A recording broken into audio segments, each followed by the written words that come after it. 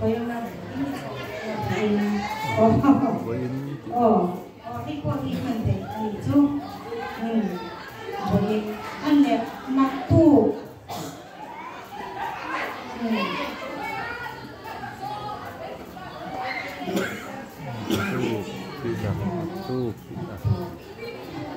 lagi na mimin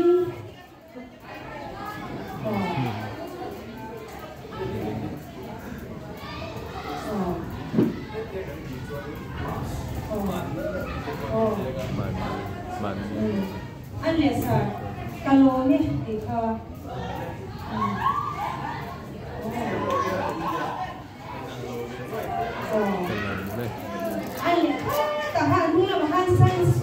xuyên hô họ ăn chui cả xía, không ai tức im lâu thì sập tối thật, dọc dọc thật, cái giọt còn gì đâu nhá, sáng mà buat tập cổ mai để đầu thế, cái mình thì phải rất là nhiều, anh này em,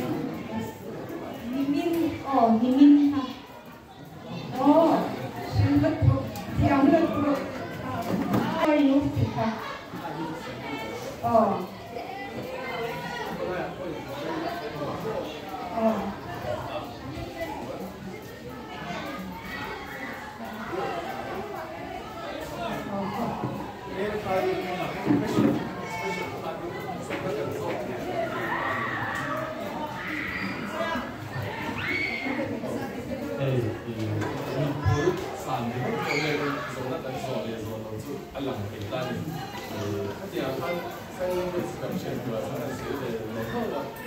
expression apoy mo ito gani final bit start ko sa ito la mizoram after gan pen na so an expression hey mani they are very expression people that they trong mi thiam lo mai la an soi tu ni kan shet hei chin ka ya fan so mi tu kan lo so mi tu te apoy chi na ya demo apoy ka tan to ta se asam ni tu ni ya ka ta chi ka ya fan facial expression ni ko ka ho di ko te ko ka e ta ta communication na ki ya ki la so ya expression ta na eye contact ni expression ta na ko sai有人冇啦，我哋啲人先睇咗啲人慢啲又多，啲人就話看 eye contact 嘅 expression 啲嘅，睇咗咁慢啲分咗話咩多啲人慢啲大嘅。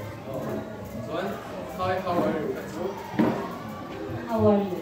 Are you okay? Are you fine? Ani katame ibu saya lima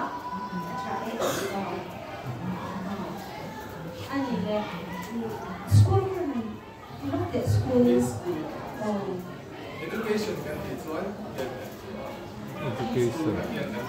education school kan itu ya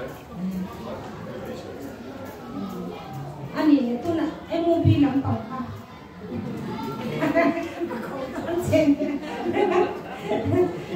hi thì các em tin nghe cả nang mati hi các em tin nghe cả Oliver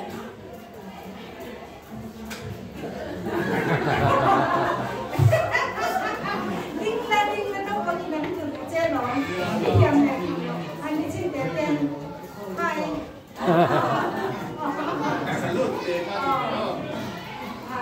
hello MTP I'm fine. How are you? How are you?